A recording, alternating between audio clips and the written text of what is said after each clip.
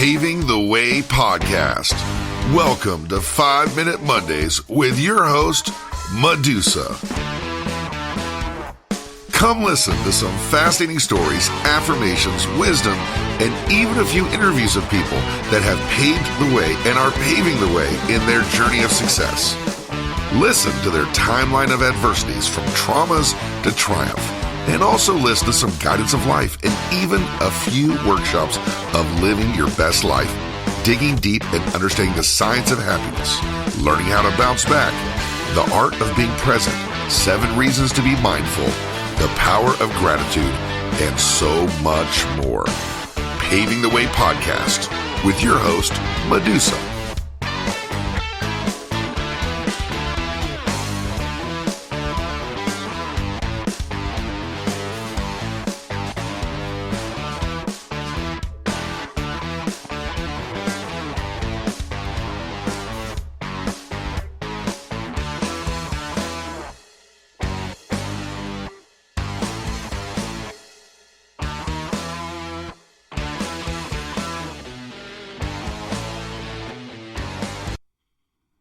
Hey, welcome to 5 Minute Mondays, Paving the Way podcast, and your host, made in the USA, Medusa.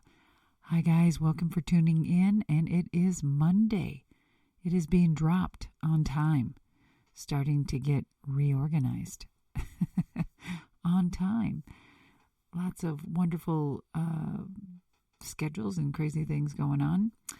And I've planned for this one here, that this would be an important week for this podcast, and the simple things.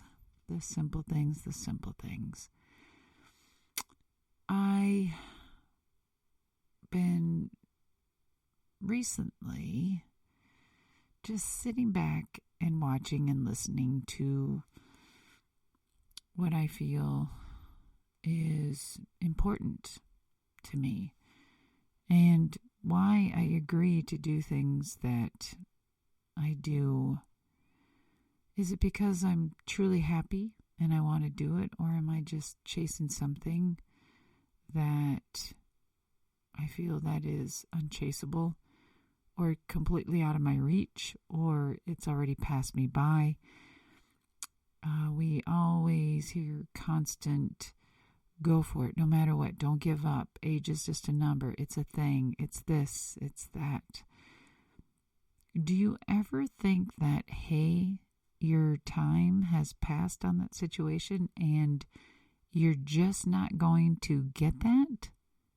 No matter how much positivity that you put into your thinking process that I am going to do that no matter what. Well, there are real circumstances in our life that say, hey,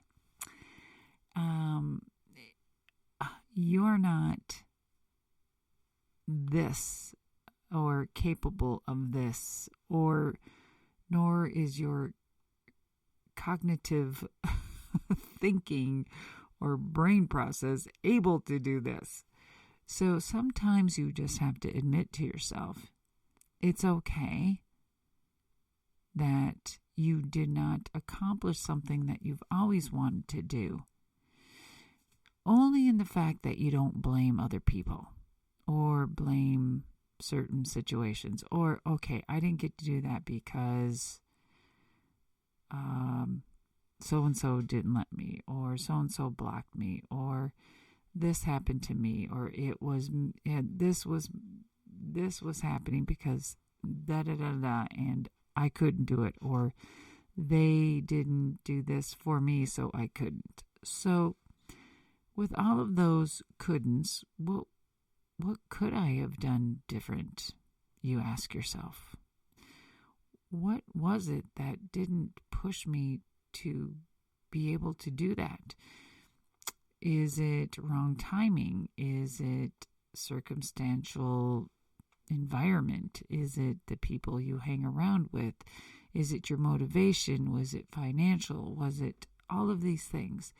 So digging deep into yourself first and asking yourself, what am I, or what can I do better? Or oh gosh, I'm going to, living in regret because you didn't get to do that and you didn't fulfill or follow through. There's a lot of ways to feel bad and feel like, oh my God, I'm a loser, or I am just a piece of shit because I didn't finish a goal or I didn't get that opportunity. No. No. And trust me, a person that beats himself up, I'm number one, with so many things that I feel that I should have been able to do, or I wanted to do, or. So I am nothing but my own obstacle. And sometimes when we are faced with situations, you either look at them and say, I am not for this right now. I am not about this right now. There are other things that are more important in my life. And those important things are going to pop up in the most crucial times in your life, when the most important thing is happening in your life. And when you choose the important matter that is about love, respect, empathy, compassion, that is the correct choice. That is what's going to make you feel better and best for the rest of your life. Not that quick, oh my gosh, I just got 1,000 likes on Instagram. So if your decision is, all right, I really need to do this because it needs to go up on social media, compares to, I have a family crisis and it needs my attention. If you really have to sit there and think about what's more important, you need to reevaluate everything. So we all think we're invincible in our life, and sometimes we choose funny things to do in our life. If it's our career, which I've had 2 really huge careers that were very demanding on the whole body and the brain. And with that, it comes consequences. And I have held in my whole career in life inside me, and been wanting to share my life's details in hopes that my path and my decisions may help others with better choices. Not that mine were bad all the time, but just maybe seeing my choices could enlighten others with bigger ones. So there's been an experience that I've been going through that I have found that before I go to bed, I ask myself, have I lived for the day, and have I loved for the day? And I think about that, and if I have, and if I feel fulfilled, I'm very happy. But if I ask those questions and I can't think about what I've lived for, or whom, or what I've loved for, I need to rethink that and do better for tomorrow. I've had a troubled childhood and a very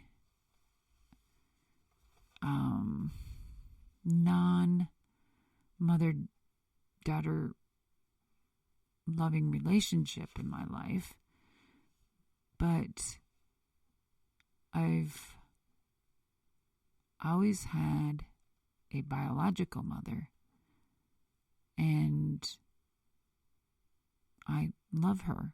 She's my mother. I have not liked her most of my life. I've been there when she's needed me, but I couldn't tell you what her favorite color is. And as we get older, we think about what could we have done better? What can we do better now? And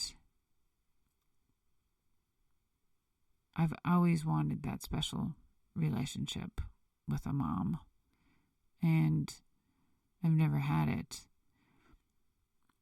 I've had close friends that held that void in my life before, and but it was a Band-Aid for me not to really come forward and address the issue with my mother. And I've done that in my life, and I feel good. So when I go to bed, I ask myself, what have I, lived for? And have I loved? And yes. And I feel okay now. So my message is that not only that experience in my life and still continuing with my relationship with my mother, is that I've just recently heard with some friends that, mother-daughter relationships are just supposed to be sacred and bonding. And though there are terrible ones that just cannot come back from the fatal blows of abuse, mental abuse or physical abuse or abandonment. And you go through your whole life not understanding that. And I'm trying to listen and understand other friends' heartaches and their adversities with their children. And I can relate to a lot. And I think that's why I'm such a good sounding board for so many friends, that when you've gone through similar things, you have a way of rationalizing things for other people and making it more understandable. And I have that gift. I have a badass intuition. I mean, that's been my moneymaker through my whole careers. And intuition through life, that I knew that change in my life as a child, I knew I needed to change my environment to become something different from what I was raised in. And as we get older, we experience changes that we see that we're going to go through, and your heart gets heavy, and you have to rationalize and compromise, and sometimes you have to just say, this is more important and other things can wait. But then we think, are we giving up on our life and passing up something we've always wanted for something or somebody or situation that never cared about you? Listen, at the end of the day, you're going to be okay. And if it was your last day and you think about that, you're going to go calmer and breathe more easily. And death is not a very comfortable conversation that we have with people. And as I get older, I think, God, what do I got? Maybe only 20 more years left? I know, it's crazy, right? So, and I'm thinking, I don't even think about that. I just keep plugging along. And, and you look at just messy corners in your house, and like, oh, I can do that tomorrow.